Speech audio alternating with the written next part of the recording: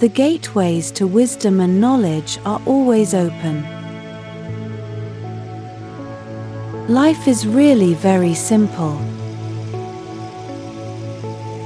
What we give out, we get back. What we think about ourselves becomes the truth for us. I believe that everyone, myself included, is responsible for everything in our lives, the best and the worst. Every thought we think is creating our future. Each one of us creates our experiences by our thoughts and our feelings. The thoughts we think and the words we speak create our experiences. Experiences. We create the situations, and then we give our power away by blaming the other person for our frustration. No person, no place, and no thing has any power over us, for we are the only thinkers in it. When we create peace and harmony and balance in our minds, we will find it in our lives. Which of these statements sounds like you? People are out to get me. Everyone is always helpful. Each one of these beliefs will create quite different experiences. What we believe about ourselves and about life becomes true for us. The universe totally supports us in every thought we choose to think and believe. Put another way, our subconscious mind accepts whatever we choose to believe. They both mean that what one believes about myself and about life becomes true for me. What you choose to think about yourself and about life becomes true for you. And we have unlimited choices about what we can think. When we know this, then it makes sense to choose everyone is always helpful, rather than people are out to get me. The universal power never judges or criticizes us. It only accepts us at our own value. Then it reflects our beliefs in our lives.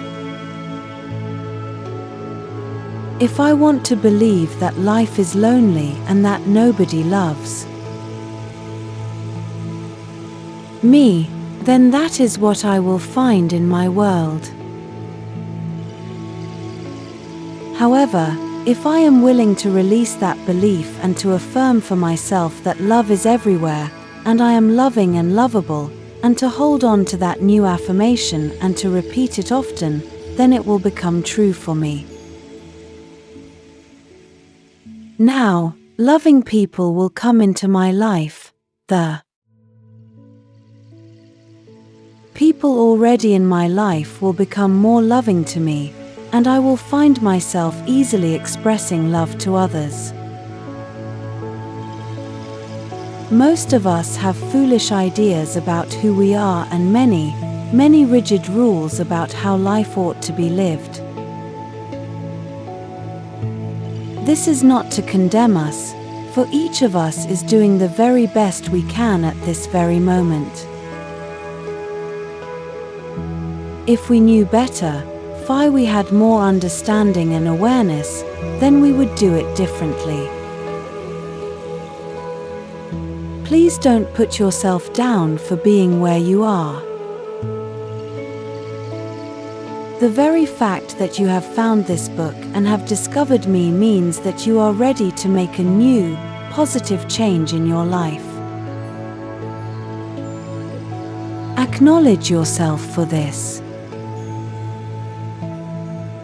Men don't cry. Women can't handle money. What limiting ideas to live with. When we are very little, we learn how to feel about ourselves and about life by the reactions of the adults around us. It is the way we learn what to think about ourselves and about our world. Now, if you lived with people who were very unhappy, frightened, guilty, or angry, then you learned a lot of negative things about yourself and about your world. I never do anything right. It's my fault. If I get angry, I'm a bad person. Beliefs like this create a frustrating life. When we grow up, we have a tendency to recreate the emotional environment of our early home life. This is not good or bad, right or wrong. T is just what we know inside as home. We also tend to recreate in our personal relationships the relationships we had with our mothers or with our fathers, or what they had between them. Think how often you have had a lover or a boss who was just like your mother or father. We also treat ourselves the way our parents treated us.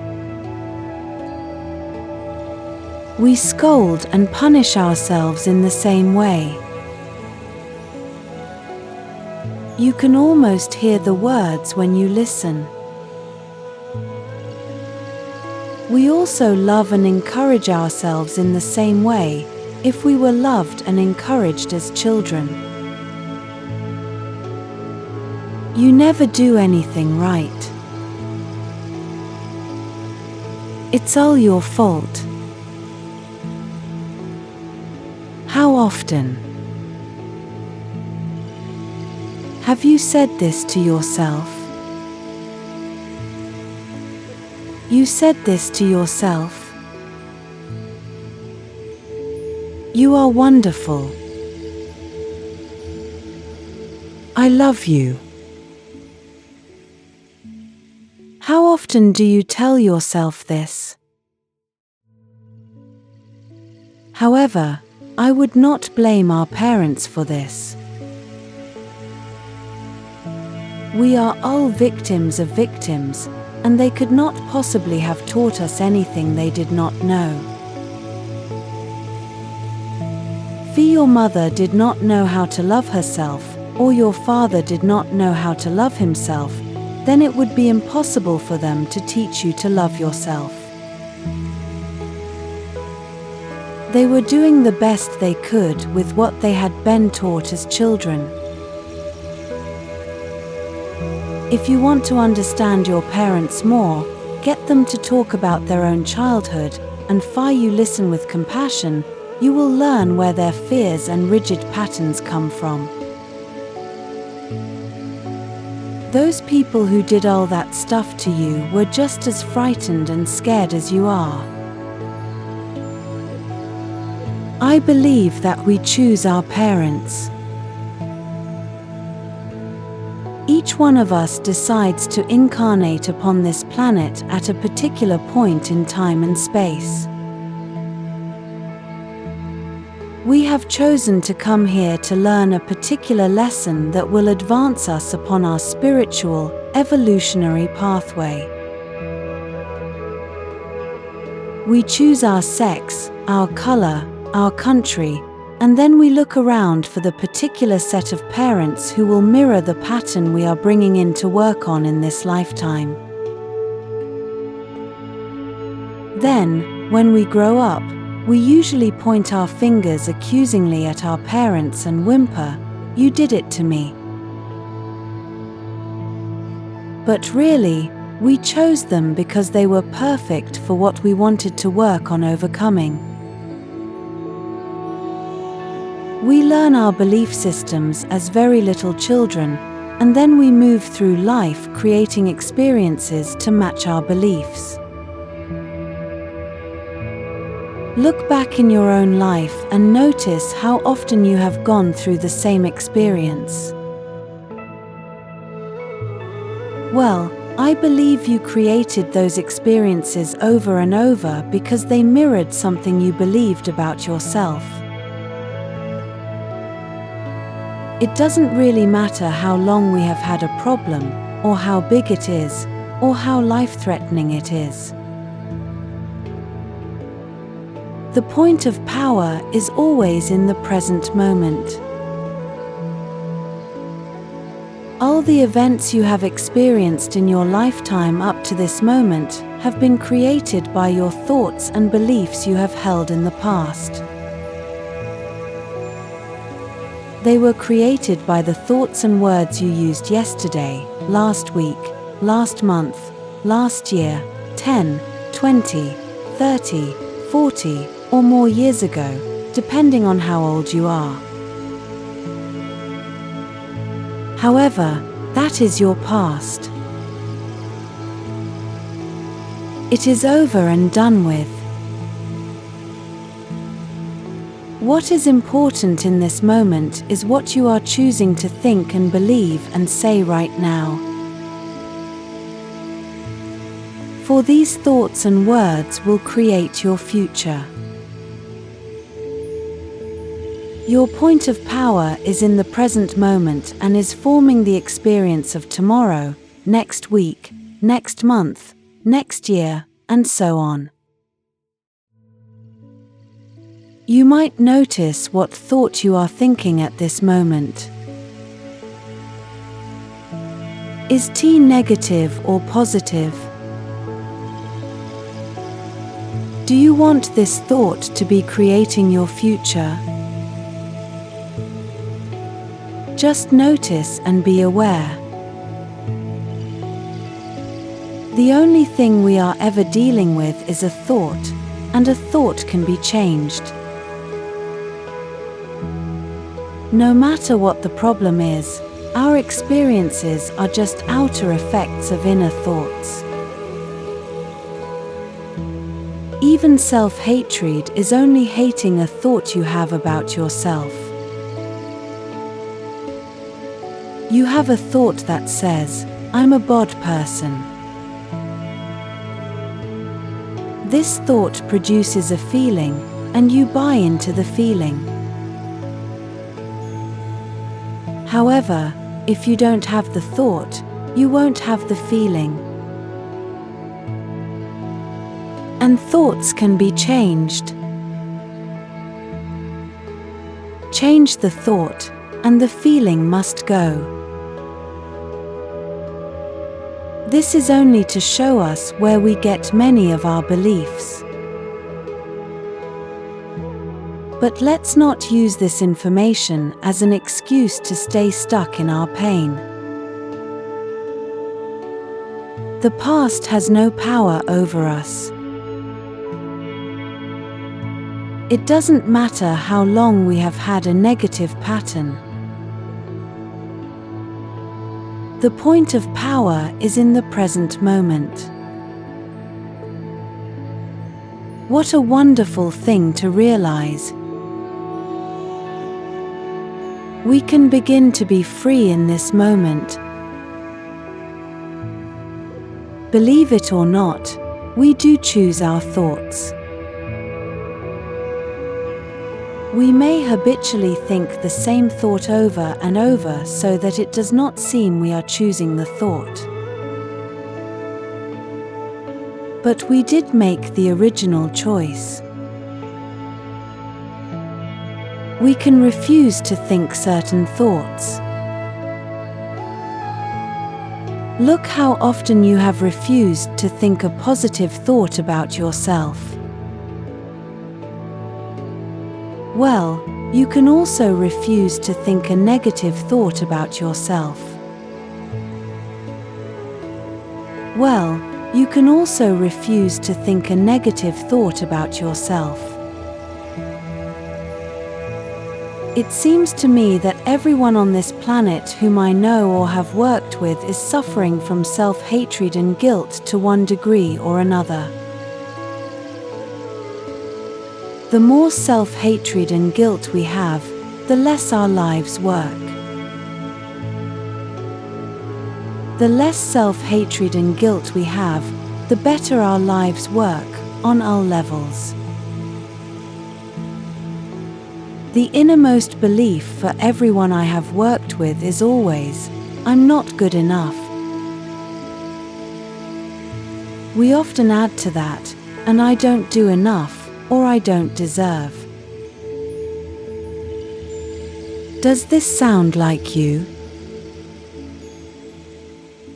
Often saying or implying or feeling that you are not God enough. But for whom? And according to whose standards? If this belief is very strong in you, then how can you possibly have created a loving, joyous, prosperous, healthy life? Somehow your main subconscious belief would always be contradicting it. Somehow you would never quite get tea together, for something would always be going wrong somewhere. I find that resentment, criticism, guilt, and fear cause more problems than anything else. These four things cause the major problems in our bodies and in our lives. These feelings come from blaming others and not taking responsibility for our own experiences. You see, if we are all responsible for everything in our lives, then there is no one to blame. Whatever is happening out there is only a mirror of our own inner thinking. I'm not condoning other people's poor behavior, but T is our beliefs that attract people who will treat us that way. You find yourself saying, everyone always does such and such to me, criticizes me, is never there for me, uses me like a doormat, abuses me, then this is your pattern. There is some thought in you that attracts people who exhibit this behavior. When you no longer think that way, they will go elsewhere and do that to somebody else. You will no longer attract them. Following are some results of patterns that manifest on the physical level. Resentment that is long held can eat away at the body and become the disease we call cancer. Criticism as a permanent habit can often lead to arthritis in the body. Guilt always looks for punishment, and punishment creates pain.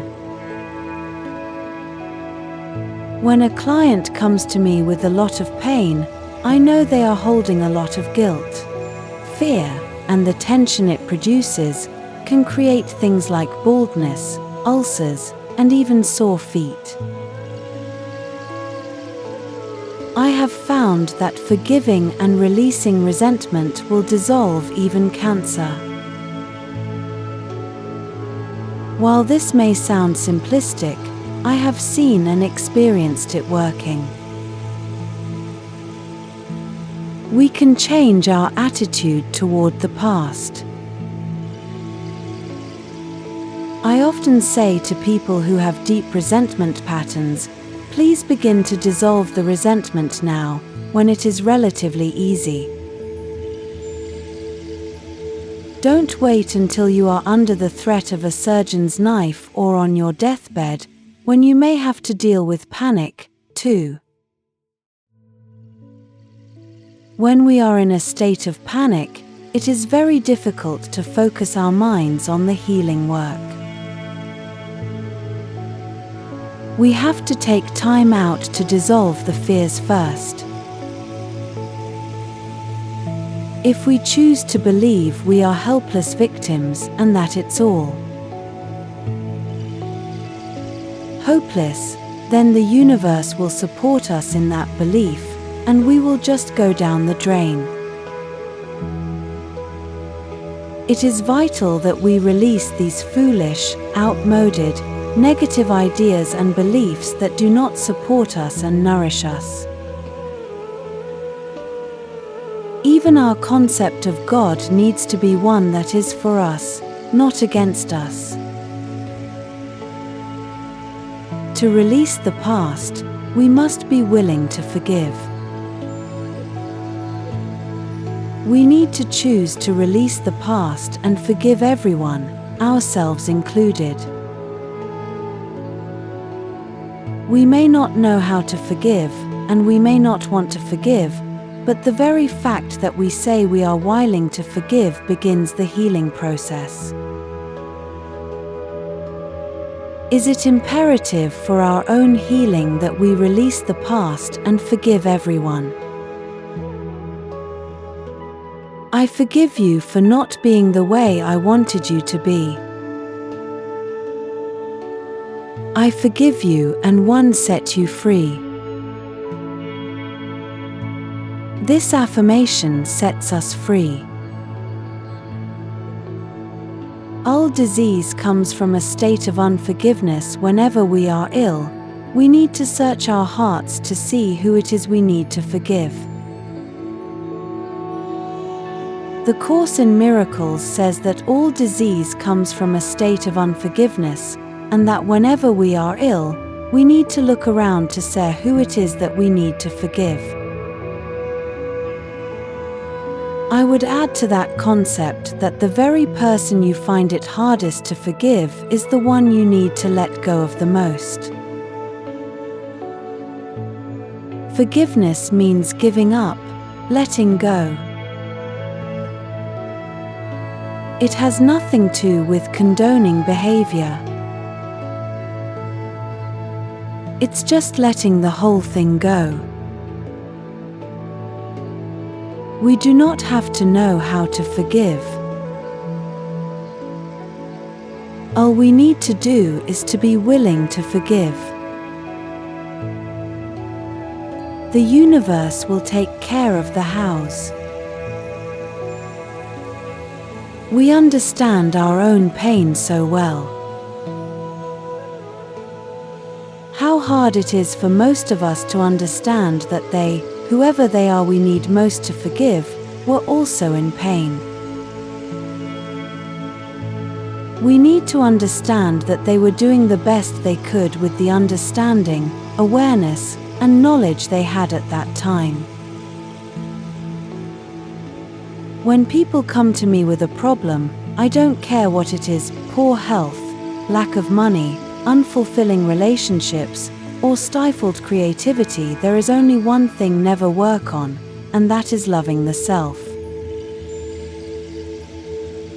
I find that when we really love and accept and approve of ourselves exactly as we are, then everything in life works.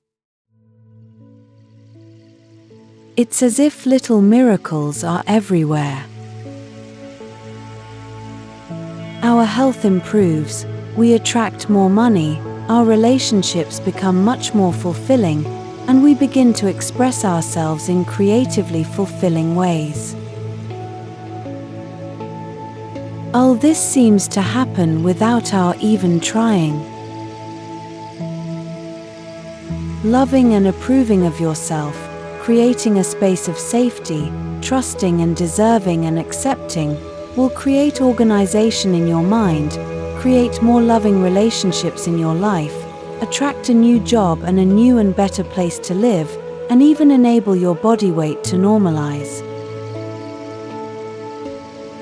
People who love themselves and their bodies neither abuse themselves nor others.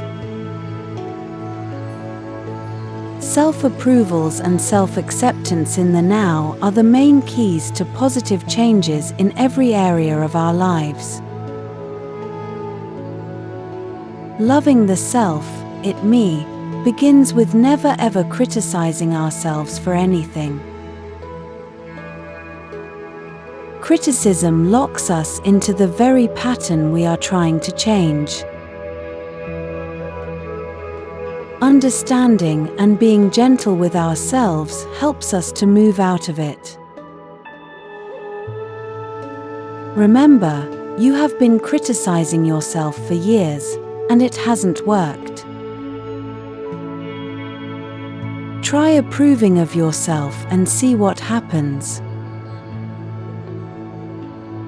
In the infinity of life where I am, all is perfect, whole, and complete. I believe in a power far greater than I am that flows through me every moment of every day. I open myself to the wisdom within, knowing that there is only one intelligence in this universe. Out of this one intelligence comes all the answers, all the solutions, all the healings, all the new creations. I trust this power and intelligence, knowing that whatever I need to know is revealed to me, and that whatever I need comes to me in the right time, space, and sequence. All is well in my world.